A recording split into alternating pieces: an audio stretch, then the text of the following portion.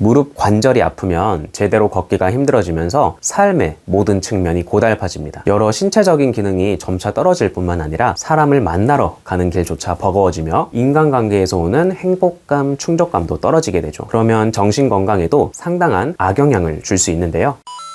안녕하세요. 야근약사에게 최약사입니다. 65세 이상 골관절염은 여성에서 43.5%, 남성에서는 13%로 확인되었는데요. 대체적으로 여성분들에게 많이 나타나는데 남성분들도 13%로 적은 수치는 아니죠. 부위는 대부분 무릎 관절이었는데요. 특히 여성분들에게 무릎 관절염이 훨씬 많이 나타나는 이유는 폐경 등의 호르몬 변화, 그리고 집안 살림 등으로 인한 육체적 스트레스도 상당히 크기 때문입니다. 그러면 관절 연골이 손상되는 이유는 무엇일까요? 근본적인 이유는 바로 노화입니다. 노화는 왜 일어날까요? 그 이유는 나이가 들어가면서 관절 연골 속 콜라겐 성분이 감소하기 때문인데요. 아직 콜라겐이 피부에만 좋은 성분이라고 생각하시는 분들이 많은데 사실 이 콜라겐은 전신에서 중요한 역할을 해주고 있는 성분입니다. 나이가 들면서 콜라겐이 부족해져 피부에 주름이 생기듯 연골에 있는 콜라겐도 점차 빠지면서 연골의 탄성과 점성을 서서히 잃어가는 것이죠. 오늘은 퇴행성 관절염에 대해 간단히 알아보고 관절 건강을 해치는 생활 습관은 어떤 것들이 있는지, 그리고 관절 연골 건강을 지키기 위해 평소에 어떤 것을 잘 챙겨 드셔야 하는지에 대해 알아보겠습니다.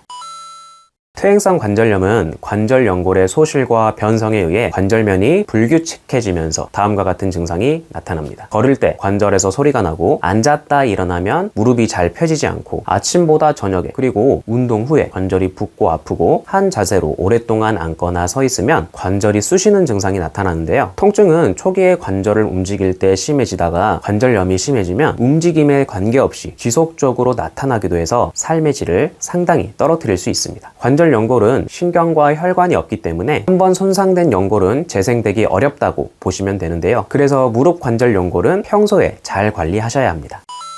첫째, 습관적인 약물 복용 피하기. 우리가 약국에 가서 쉽게 살 수 있는 소염 진통제 있죠. 적절한 때에 적절한 용량을 쓴다면 참 좋습니다. 하지만 소염 진통제를 자주 드시게 되면 그만큼 통증을 덜 느끼게 되는데요. 실제로는 아픈 상태인데 안 아픈 것처럼 느껴져 오히려 더 무리해서 관절을 사용하게 되는 경우도 많습니다. 그 결과 이전보다 관절 상태가 더 안 좋아질 수 있죠. 사실 이 염증과 통증이라는 것은 휴식을 취하고 조심하라는 몸의 신호인데, 소염 진통제를 너무 빈번하게 드시게 되면 이런 위험 신호를 제대로 인지하지 못하게 되는 거죠. 두 번째, 산성식품 적게 먹기. 우리가 일상생활에서 자주 먹는 삼겹살, 소고기 같은 육류, 소세지, 라면과 같은 가공식품 등은 우리 혈액을 산성화시키는 대표적인 식품들입니다. 혈액이 산성화되면 이를 중화하기 위해 우리 뼈에서 칼슘이 빠져나가게 되는데요. 이러한 상황이 지속되면 뼈에서 빠져나가게 되는 칼슘이 많아져 뼈가 약해지겠죠. 또한 이러한 산성식품들은 우리 몸에서 염증을 유발하는데 당연히 관절에서도 염증이 유발되겠죠. 뼈가 약해지고 관절 부위에 만성 염증이 지속되면 퇴행성 관절염이 가속화되고, 뿐만 아니라 류마티스 관절염의 위험성도 커지게 됩니다. 그래서 평소에 육류, 가공식품 같은 산성식품들은 가급적 적게, 적당히 드시면 좋겠죠. 세 번째, 무릎 관절을 망치는 자세 및 움직임. 간혹 계단 내려갈 때 쿵쿵쿵 내려가시거나 두 계단을 한 번에 내려가는 분들도 있으신데, 출퇴근길 급한 마음은 이해가지만 체중이 그대로 무릎 관절에 전해지기 때문에 관절이 손상될 가능성이 커집니다. 그리고 한 자세로 오래 앉아 있어도 무릎 관절에 무리가 가는데요. 쉬운 예가 우리 고속버스나 비행기 오래 타고 장시간 오래 앉아서 잠을 자거나 일어났을 때 무릎에 극심한 통증이 오는 경우가 있죠. 무릎이 구부려진 상태로 오래 있게 되면 관절 주변이 뻣뻣해지고 경직되기 때문에 중간중간에 살짝 접었다 폈다 스트레칭 해주는 게 좋습니다. 자, 이 외에도 무릎 관절에 안 좋은 자세들 있죠. 쭈그려 앉은 상태로 무거운 거 들기, 양반다리 오래 하고 있기 등등은 이미 다 의식적으로 조심하고 있으실 겁니다.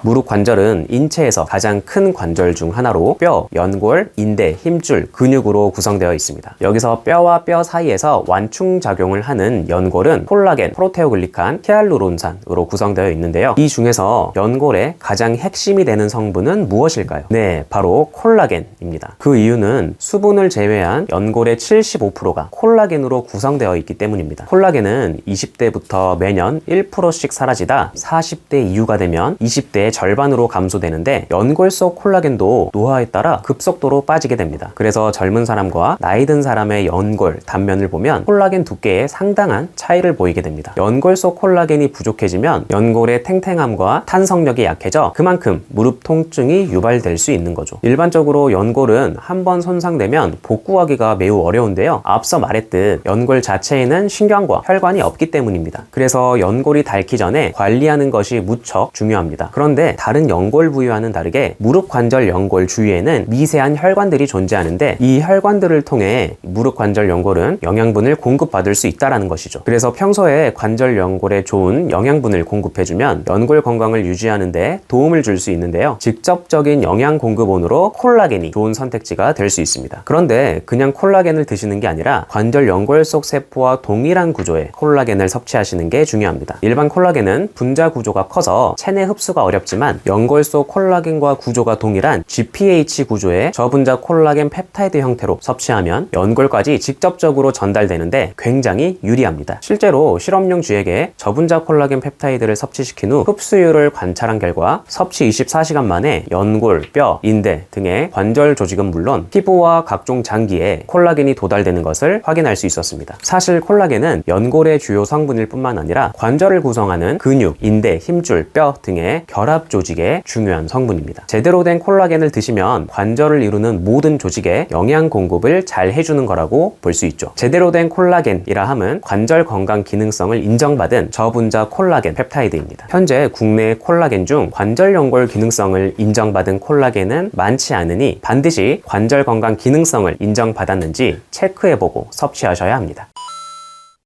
오늘은 무릎 관절 연골의 건강을 지키는 방법에 대하여 알아보았습니다. 관절 연골을 위해 하지 말아야 할 생활 속 사소한 생활 습관들, 그리고 어떤 영양분을 공급해 주었을 때 관절 연골의 건강을 지킬 수 있는지에 대해 알아보았습니다. 잘 실천하셔서 소중한 무릎 관절 잘 지키시길 바라고요. 이렇게 좋은 내용은 내가 사랑하는 주변 분들에게 공유해 주시면 더욱 좋겠죠. 오늘도 영상 봐주셔서 감사하고 다음에 더 좋은 내용으로 찾아뵙겠습니다. 행복한 하루 되세요.